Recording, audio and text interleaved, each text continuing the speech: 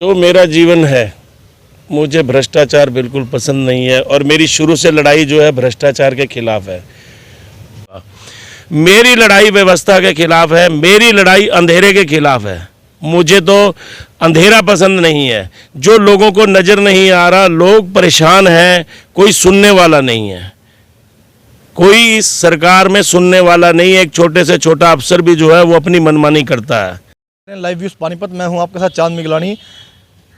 चर्चा में आजकल मामला चल रहा है और कल हो सकता है शहर के अंदर कुछ राजनीति के समीकरण कुछ बदलते हुए नजर आएंगे, क्योंकि पानीपत शहर के कुछ समाज सेवी और सुप्रसिद्ध समाज सेवी जिन्हें कहा जा सकता है, जिन्होंने तन मन धन से पार्टी के लिए पता नहीं कितने लगातार साल सेवा की है, और अब उस पार्टी को छोड़कर दूसरी पार्टी का दामन थामना क्यों उचित समझ रहे हैं। आइए आज बात करवाएंगे। हम मौजूद हैं पानीपत राकेश चुग जी के पास। राकेश चुग जी, आखिर मैं पहले दिखा दूं आपको, वो पेड़ की छांव में बैठे हैं। आखिर कर क्या रहे हैं पेड़ की छांव में बैठ के? क्योंकि अक्सर डायलॉग सुना जाता है, यही रात अंतिम, यही रात भारी। कहीं वो दिन तो नहीं आ गया, वो शाम तो नहीं आ गई? क्योंकि बहुत बड़ा फैसला जो आज हमें सूत्रों से पता लगा कि राकेश चुग लेने जा रहे हैं, और अब भारतीय जनता पार्टी का दामन छोड़ आम आदमी पार्टी में जाने का फैसला शायद इन्होंने लिया है। कुछ कन्फर्म भी करेंगे और वो बातचीत भी करेंगे सीधी। चुग साहब, आम आदमी पार्टी क्यों ज्वाइन कर रहे हैं? भारतीय जनता पार्टी से क्या गिला शिकवा है? देखिए, गिले शिकवे की बात नहीं है। जो मेरा जीवन है, मुझे भ्रष्टाचार बिल्कुल पसंद नहीं है और मेरी शुरू से लड़ाई जो है भ्रष्टाचार के खिलाफ है। मैंने भाजपा में आस्था जो है, नरेंद्र मोदी जी का मैं फ़ैन था, और जब नरेंद्र मोदी जी आए थे तो हमें बहुत उम्मीदें थी कि भ्रष्टाचार के ऊपर शिकंजा कसेगा। लेकिन आज 8 साल हो गए, आप देख रहे हो कि रोज़ नए नए मामले उजागर हो रहे हैं। अभी करनाल का आप देख लो किस्सा, कि अगर एक छोटा सा अफसर, एक छोटी सी सीट पर बैठा हुआ अफसर इतने 100 करोड़ रुपए का घोटाला करता है, तो पूरे हरियाणा में क्या हाल है? इतना बुरा हाल है, आदमी रो रहे हैं। कितना दुर्भाग्य है कि अगर मृत्यु प्रमाण पत्र के कहीं पैसे देने पड़ते हैं, इससे बड़ा दुर्भाग्य क्या होगा? अगर मान लो कोई गरीब आदमी के घर में किसी की डेथ हो गई है, उनका जो जीवन निर्वाह करने वाला व्यक्ति चला गया है, और उसके बाद उसका सर्टिफिकेट लेने के लिए उस बेचारे को पैसा देना पड़ रहा है, इससे बड़ा दुर्भाग्य हमारा और क्या होगा?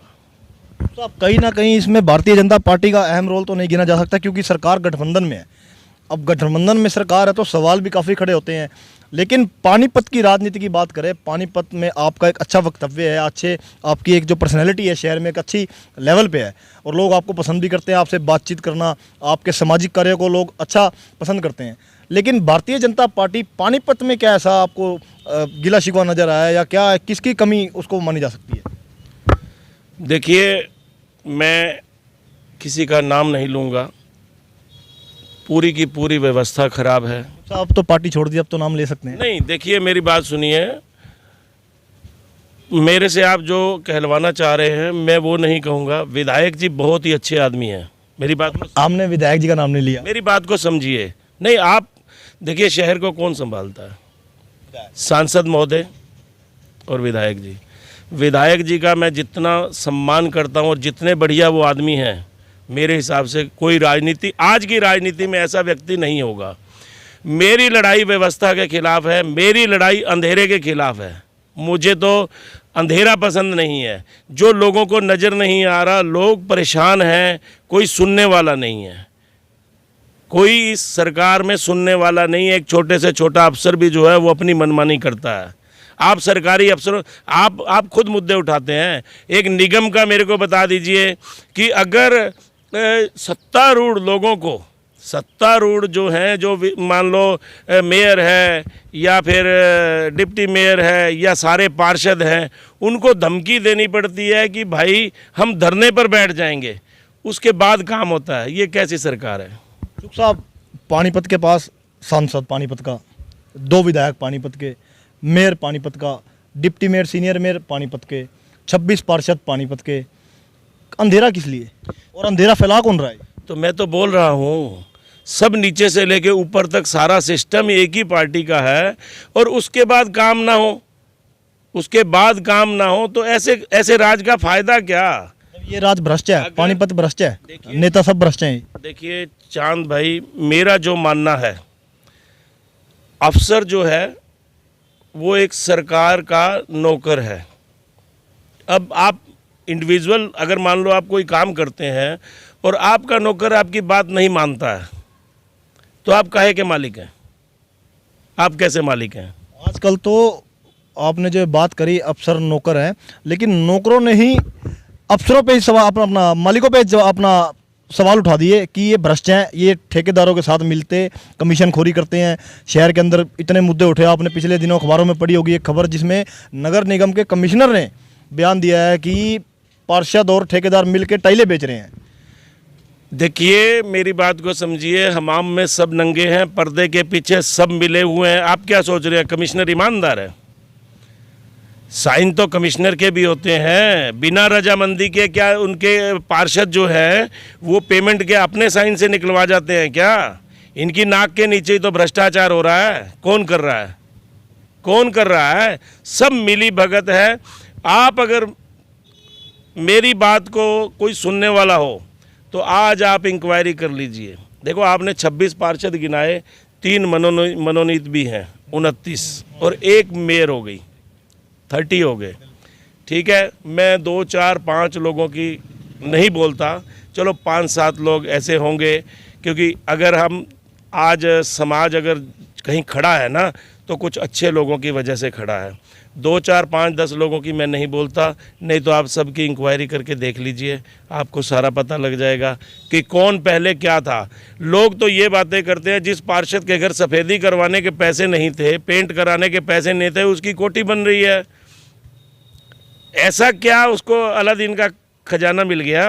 यही बात मैं चुपचाप पूछने वाला था, क्योंकि आप एक लंबे समय से भारतीय जनता पार्टी में कार्यकर्ता रहे हैं और जिन लोगों का कोई वर्चस्व नहीं था आज वो अपने बच्चों को और खुद भी आलीशान गाड़ियों में भेज रहे हैं, आलीशान स्कूलों में पढ़ा रहे हैं, जबकि आम आदमी जो है सड़क पे बेचारा फिर धक्के खाता फिरता नजर आ रहा है। लेकिन भ्रष्टाचार थमने पे नाम नहीं ले रहा, जबकि सरकार का नारा था ना पर्ची ना खर्ची। देखिए आपने पिछले 2-3 सालों से देखा होगा, मैंने हमेशा भ्रष्टाचार के खिलाफ, हम तो फिर भी लड़ाई लड़ते रहे हैं, लेकिन अब कोई सुनने वाला ही नहीं है तो क्या करेंगे। देखो अगर आदमी अपने घर में भी रहता है, अगर उसके घर में कोई सुनने वाला ना हो तो उसको वो घर छोड़ना पड़ता है। एक बात शहर के अंदर हवा की तरह फैल रही है कि राकेश चुग, क्योंकि पिछले दिनों अभी आम आदमी पार्टी में बटला जी ने ज्वाइन की थी, तो ऐसा कहा गया था और आपके लिए भी वही बात कही जा रही है कि इसके आपको आम आदमी पार्टी ज्वाइन कराने के पीछे शहर के पूर्व विधायिका रोहिता रेवड़ी के पति सुरेंद्र रेवड़ी का बहुत बड़ा हाथ है। क्या ये बात सच है? देखिए लोग कुछ तो कहेंगे, लोगों का काम है कहना, ऐसा कुछ नहीं है। सुरेंद्र जी की अपनी राजनीति है, बटला जी की अपनी राजनीति होगी, मेरी अपनी राजनीति है। मैं जा रहा हूँ, अपना इंडिविजुअल जा रहा हूँ, मैं अपना जो मेरा जीवन का ध्येय है मैं उसके लिए जा रहा हूँ, क्योंकि मैंने दिल्ली भी बड़ा गौर से वॉच किया है। अब उसके बाद मैंने पंजाब में भी बहुत ही नज़दीकी से देखा है सारे सिस्टम को। अब जो देखिए मेरे जीवन का सपना है कि जो व्यक्ति भारत देश के अंदर पैदा हुआ है, देखो मैं इतना बड़ा नहीं हूँ, लेकिन मेरा सोचना ये है कि कोई भी देश है, कोई भी प्रदेश है, कोई भी शहर है, वो तरक्की कहाँ से करता है? अगर आपके पास शिक्षा होगी, आप वेल एजुकेटेड होंगे। मेरा सपना ये है कि हर बच्चे को कंपलसरी शिक्षा मिले और फ्री मिले। देखिए हर व्यक्ति पैसे नहीं खर्च सकता। आदमी सारी ज़िंदगी जो पैसा कमाता है, मकान, शिक्षा और स्वास्थ्य, फिल्म आई थी ना, रोटी कपड़ा और मकान, रोटी कपड़ा और मकान, वही मैं आपको बता रहा हूँ। देखिए अगर गरीब आदमी के पास शिक्षा नहीं होगी तो आपका देश, आपका प्रदेश कैसे आगे बढ़ेगा? तो मेरा मानना ये है, स्वास्थ्य, गरीब आदमी है बेचारा वो इलाज नहीं करवा पाता। अब मैंने दिल्ली में देखा मुझे बड़ा अच्छा लगा कि यार गरीब आदमी का इलाज जो फ्री हो रहा है। अभी थोड़ी देर पहले मैं आपको बताऊं, मेरे पास किसी पार्षद का फ़ोन आया पानीपत से ही कि जी ऐसे ऐसे दिल्ली में कोई इमरजेंसी केस है और वो मतलब बहुत सीरियस केस है तो उसको एडमिशन नहीं हो रहा। तो मैंने अपना जो मेरे मिलने वाले थे मैंने वहाँ फ़ोन किया है तो उनका काम हो गया। तो कितना मज़ा आया कि यार एक दुखी आदमी को समय पे जो है इलाज मिल गया, तो वो सारी ज़िंदगी याद रखेगा। चुग साहब, बड़ा सवाल है, कितने लोगों के साथ कल आम आदमी पार्टी की ज्वाइनिंग करेंगे और शहर के कौन कौन से वो लोग आपके साथ उपस्थित रहेंगे? देखिए, मैंने आपको पहले भी कहा कि ये मेरी इंडिविजुअल अपनी ज्वाइनिंग है, लेकिन मेरे साथ कुछ व्यापारिक संस्थाएं और धार्मिक संस्थाएं जा रही हैं। जैसे कि कुछ बताना चाहेंगे नाम? नहीं, ऐसा है नाम नहीं। देखो क्या है उसमें, क्या है कि वो टारगेट पे हो जाएंगे या प्रेशर पड़ेगा, जैसा कि हो रहा है। तो नाम जो है आपको कल सामने आ जाएंगे, बेटा होगा या बेटी होगी कल पता ही लग जाएगा आपको। ये तो बात क्लियर होगी कि काफ़ी सारे शहर के चुनिंदा लोग जो हैं कल चुग साहब का समर्थन करके आम आदमी पार्टी में जाएंगे। सबसे बड़ी बात, चुग साहब, किस किस का प्रेशर है आपके ऊपर अब तक? सच बोलना, झूठ नहीं बोलना। नहीं, देखिए, प्रेशर में तो मैं जब से पैदा हुआ हूँ मैंने किसी का प्रेशर नहीं। हमने ये नहीं कहा आपने सहा है, क्योंकि अगर आपने सहा होता तो आप कल ज्वाइन ना कर रहे होते, और आप ज्वाइन कर रहे हैं, हमें पता है। लेकिन प्रेशर आया किस किस का है? नहीं, मुझे कोई किसी का प्रेशर नहीं आया। नहीं, अभी आपने बताया चुग साहब, मेरे पास भी आया, आप अपनी बात के लपेटों में खुद फंस गए हैं। ऐसा है, देखिए, ये चीज़ें अच्छी नहीं हैं, क्योंकि मैं सामाजिक, सबसे पहले मैं सामाजिक हूँ, सबसे पहले भाईचारा है और समाज वही है। ये नहीं है कि मैं आज भाजपा छोड़ रहा हूँ तो मेरे संबंध, मेरी जीवन का नेचर है कि सामने वाले की रिस्पेक्ट करो। मैं सबकी रिस्पेक्ट करता हूँ, हमारे संबंध उनसे निजी ऐसे ही रहेंगे, ऐसा कुछ नहीं है। हम तो, क्योंकि जब होता है ना, जब हमने घर छोड़ दिया तो हमारा इस जगह से कोई वास्ता नहीं रहा, हम पुराने शहर में से पुराना शहर छोड़ के वहाँ चले गए। लेकिन जब एक यादगिरी तो रह ही जाती है, वो ऐसी कोई यादगिरी आपकी पार्टी की कोई विशेष बात कोई बताएंगे? क्योंकि अब तो कल आप आम आदमी में क्या कहलाएंगे, आज भाजपा के हैं, कल आम आदमी के कहलाएंगे, क्या कुछ कहना? यादगिरी तो यही है कि मैं भ्रष्टाचार के खिलाफ बोलता रहा और मेरी कहीं सुनवाई नहीं हुई, और मैं बेचैन था, बहुत टाइम से बेचैन था। लेकिन मैंने अपनी तरफ से हर कोशिश करी, हर तरीके से समझाने की कोशिश करी, लेकिन जहाँ भी समझाने के लिए गए तो आपको पता ही है, बड़े नेताजी पहले इंटरव्यू लेते हैं सामने वाले का। तो वो बड़े नेता का नाम भी बता दे जरा। कोई नहीं, बताएंगे। बता दो चुग साहब, आज ही बता दो। चांद जी, समय आने पे सब बताएंगे, आप चिंता ना कीजिए, सबको बताएंगे। मौके पे चौका मारोगे? खाली आप पूछोगे फिर हम सबको बताएंगे। आप, हम पूछ रहे हैं तो हमारे जरिए सैकड़ों हजारों लोग भी तो देखेंगे। मैं लाइव बताऊंगा ना, मैं बताऊँ। कल मंच पे बताएंगे इसका मतलब? नहीं, मंच पे नहीं, समय आने दो, समय आने पे सब कुछ बताऊंगा। सब पहले वो बातचीत नहीं होती थी, क्योंकि एक ही जब छत के नीचे रहना पड़ता है तो काफ़ी दबिशों में भी रहना पड़ता है, जिसके कारण आज आप ये पार्टी छोड़ रहे हैं। आम आदमी में जाने के बाद क्या आप खुलेआम सड़कों पे उतरकर भारतीय जनता पार्टी का विरोध करते नजर आएंगे? आपको बड़ी जल्दी रिजल्ट मिलेगा। जहाँ कोई गलत हो रहा होगा, देखो मेरी लड़ाई किसी व्यक्ति विशेष से नहीं है, कोई भारतीय जनता पार्टी से नहीं है। मेरी लड़ाई व्यवस्था के खिलाफ है। मैंने आपको पहले बोला कि मेरी लड़ाई अंधेरे के खिलाफ है। कि अंधेरा क्यों है? सब कुछ होने के बाद भी अंधेरा है, क्यों भाई? सब पर्दे के पीछे गोलमाल चल रहा है, लोग पैसे खा रहे हैं, लोग मोटे मोटे घपले कर रहे हैं, और कोई उसके खिलाफ बोलने वाला नहीं है। तो इसका मतलब क्या है? मेरे को आप एक बात बताइए कि कोई भी अधिकारी बिना किसी राजनीतिक संरक्षण के क्या वो भ्रष्टाचार कर सकता है क्या? अगर सरकार सख्त हो तो मैंने वो दिल्ली में देखा, मुझे लगा कि वाकई में ही, पहले मैं क्या सोचता था कि यार तो कुछ नहीं कर सकता, अकेला आदमी कुछ नहीं कर सकता, लेकिन मैंने वहाँ से देखा यार नहीं, बहुत कुछ हो सकता है। अगर हम चाहें, हमारी नीयत ठीक है तो सब कुछ हो सकता है। तो किसके नेतृत्व में कल आम आदमी पार्टी ज्वाइन करने जा रहे हैं?